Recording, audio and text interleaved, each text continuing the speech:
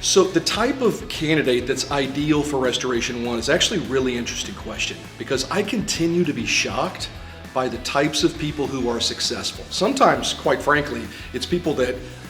will buy a franchise, and I think, man, I really am crossing my fingers for that man or woman who perhaps has no business background, hasn't ever picked up a hammer, wasn't handy in their life. And it's some of those people that are among our most successful, because you don't have to have been those things to be a Restoration One candidate. That being said, if you have a heart for people